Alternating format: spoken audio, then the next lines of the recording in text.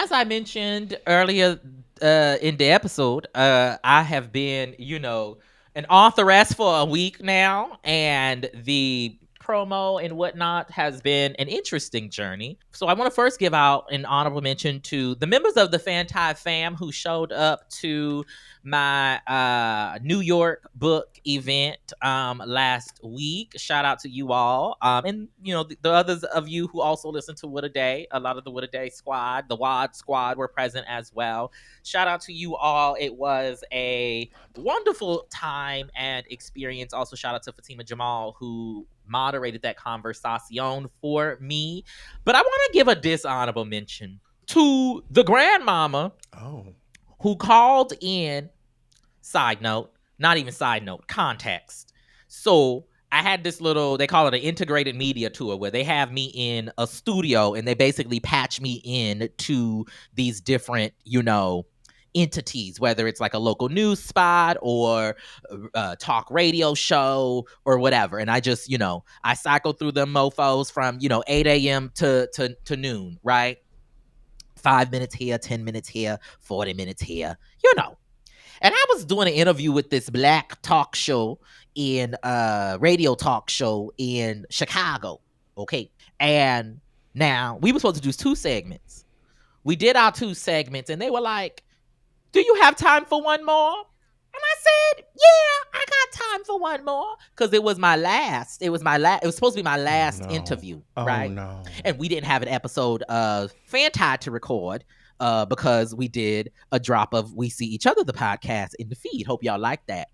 And so I was like, yeah, I got time for, one more segment. Now, little did I know, in the next segment, they wanted to open up the phone lines. And so they opened up the phone lines, and somebody's grandmama. Oh, no. Oh, help us, Holy Ghost. No. Somebody's grandmama. Oh, more context. Right before the break, we had talked about the sports bans and the bathroom bans and the legislation that we as trans people are battling right now. And so somebody's Meemaw got on the phone to tell me that her Bible, all the stuff about what her Bible say, and da da da da da da, but how we need to let kids be kids. She don't care what we do when we are adults, but we need to let kids be kids. And mind you, so wasn't prepared for Gen Pop to be asking questions, because when Gen Pop is asking questions, right? They don't have the filter perhaps that folks who are used to being in front of a microphone, might have. And so they say things in the way that your Meemaw would say things, right? Let's just say I was taken out of my doing promo for the book energy. And I told this woman, I said, you know what? Sometimes we need to put down our Bibles and pick up other educational materials. Oh, no. And I said, additionally, we always say we want to let kids be kids, but the kids are telling us that they are trans.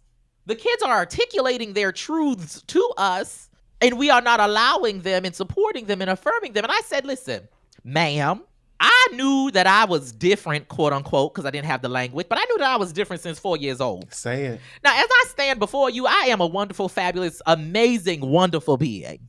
Okay, I couldn't curse, because normally I would say I'm a non-binary bad bitch, but I couldn't curse because it's radio, right? Like regular radio, not like, Sirius XM. Anyway, and I'm gonna wrap this up shortly, I promise. I tell her that, sometimes we need to put down our Bibles and pick up other educational materials. And then I tell her, I was like, when I was 4 years old, I knew that I was different than how everyone around me wanted me to show up in the world. And though I sit before you as this wonderful, well-adjusted, fabulous person, imagine who I could have been if what I knew to be true when I was 4 years old was affirmed and supported, right? And not policed, right? And attempted to be prayed away and, all of these other things, right? And then I also said, the reason why you need to put down the Bible and pick up some other educational materials, because you don't even know that you are parroting Republican and conservative talking points as your own. You don't know what you are speaking of. And it would be helpful for us all if we would do the necessary education that we should all do. And so my dishonorable mention goes to that Meemaw. And it also goes to her grandchild, because I know she got a grandchild, okay, who's queer. I always find, right, that the people who are most vocal about what they feel we should be doing with the LGBTQ, etc. You got somebody in your family that you hate, that you despise, that you Come on. you see how they swish or sweet themselves all up through the aisle at the church house, right? You see how they, walk into the baby. Listen, I got two of them right in my living room, and so it reminded me. I'll put it this way: it reminded me of how much education still needs to happen, and how much ignorance, right, in various communities that conservatives are exploiting Mm-hmm. for the purpose of their anti-trans campaigns.